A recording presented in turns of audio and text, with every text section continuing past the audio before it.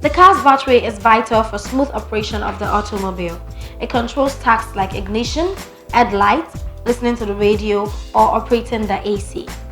Having your car stalled in the middle of the road can be embarrassing for many, and if you do not have jumper cables, you might find yourself in the middle of nowhere.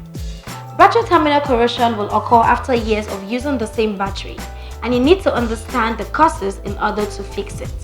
Reasons for battery terminal corrosion are hydrogen gas leakage, electrolyte leakage, corrosion in the copper clamps, overcharging and overfilling your battery. You can fix battery terminal corrosion by using baking soda water solution to clean heavy corrosion or reviving old battery using aspirin.